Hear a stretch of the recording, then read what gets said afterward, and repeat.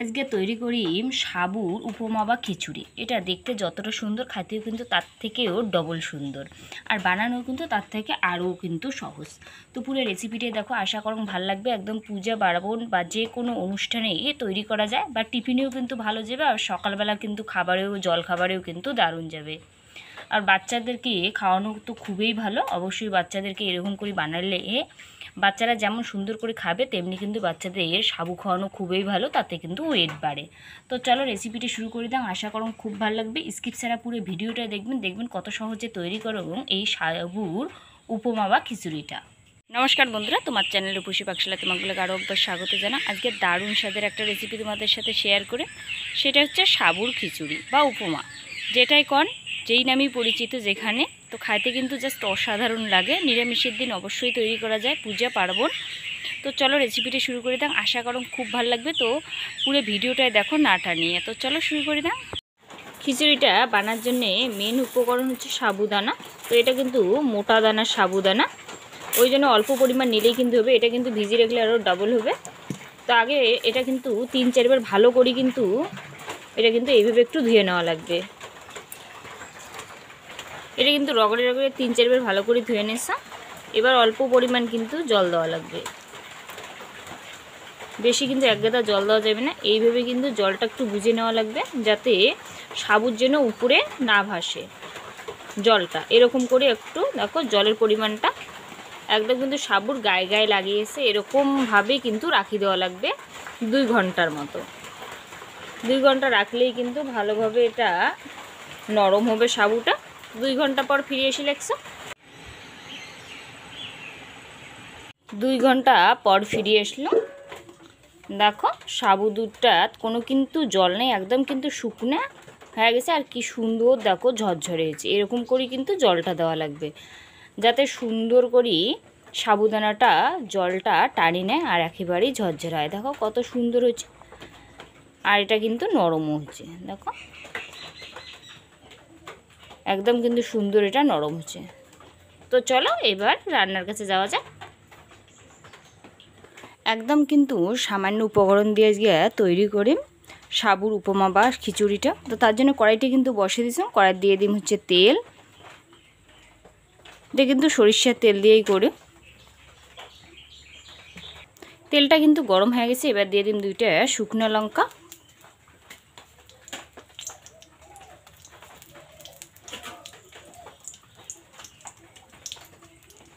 তারপরে দিয়ে দিন হচ্ছে এই জায়গায় আছে ছোটো 2টা এলাচ, দারচিনি, আর আছে একটা লবঙ্গ, আর 2টা আছে কিন্তু গোলমরিচ। এটা এবার দিয়ে দিন। এটা কিন্তু থেতো করা আছে।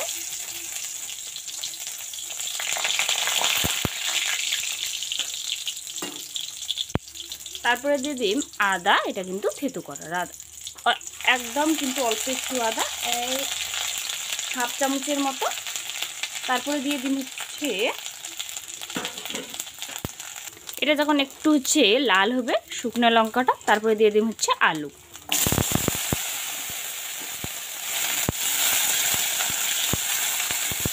আলুটা দিয়ে কিন্তু 5-7 মিনিট ভালোভাবে আগে নাড়াচাড়া করে নিন। এটা পুরোটাই যেহেতু আজকে নিরামিষে করে, তাই কোনো এই জায়গায় কিন্তু পেঁয়াজ রসুনের ব্যবহার হবে না। তো এটা ভালো করে নাড়াচাড়া করে নিয়েছিলাম 5 মিনিটের মতো। তারপরে দিয়ে দিন হচ্ছে হলুদ গুঁড়ো অল্প পরিমাণ দিয়ে এটা ভালো করে একটু মিশিয়ে নিন। তারপরে দিয়ে দিন কিন্তু জলটা দেওয়ার পরে কিন্তু ঢাকনা দিন, আলুটা একটু যাতে সিদ্ধ হয়। 5 মিনিটের মতো ঢাকনা দিলেই কিন্তু এটা হয়ে যাবে। এবার কিন্তু ঢাকনাটা খুলে, এটা 5 মিনিট হয়ে গেছে। আর জলটাও কিন্তু দেখো শুকনো হয়ে গেছে। বাহ, আলুটা খুব ভালো সিদ্ধ হয়ে গেছে। যেহেতু লবণ মিশে নেই, তাই 1 চিমটির মতো দেখো কিন্তু মিশাম লবণ। লাস্টে একটু বিট লবণ দিন, তো সেই জন্যই হচ্ছে একদম কিন্তু অল্প পরিমাণ লবণটা দিয়ে দিল। এবার দিয়ে দিন শুকনো লঙ্কার গুঁড়া, একেবারেই কিন্তু সামান্য। ঝালটার যে স্বাদ অনুযায়ী।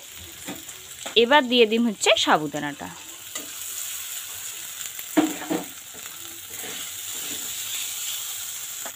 সাবুদানাটা দেওয়ার পরে কিন্তু এবার কিন্তু ভালোভাবে এটা মিশিয়ে নেব।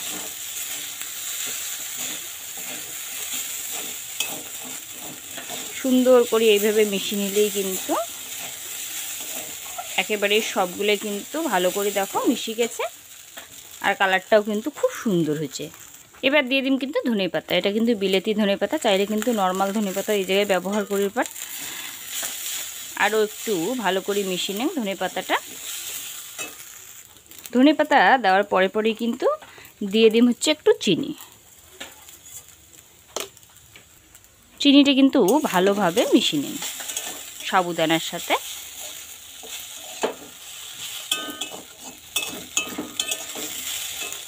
এই টাইমে দিয়ে দিন দেখো একেবারে কিন্তু সামান্য একটু জল,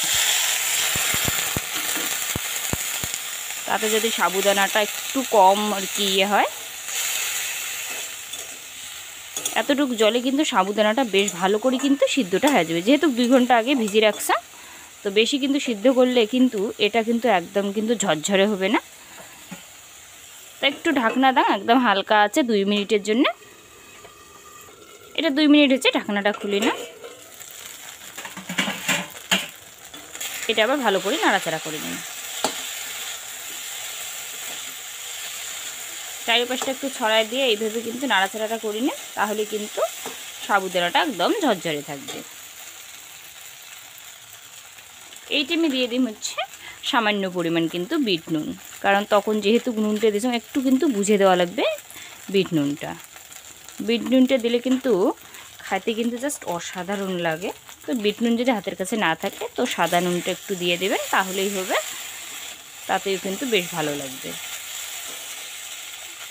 সাবুদানাটা কিন্তু দেখো সুন্দর কিন্তু এটা সিদ্ধ হয়ে গেছে। এটা আর একটু ভালো করে মিশিয়ে নিয়েছেন। এবার দিন লাস্টে একটু ঘি, তাহলে কিন্তু এটা একেবারে রেডি।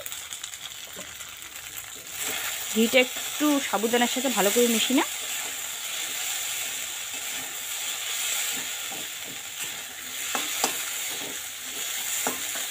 এটা খাইতে কিন্তু খুব সুন্দর লাগে, আর বানানোও কিন্তু খুব সহজ। এটা এরকম একটু কড়ার এরকম একটু ছড়ায় দিয়ে রান্নাটা করে নেওয়া লাগবে, তাহলে কিন্তু খুব সুন্দর ঝরঝরে হবে। তো এটা কিন্তু একেবারে রেডি। এবার গ্যাসটা বন্ধ করে দেন, এটা আবার নামিয়ে নিন।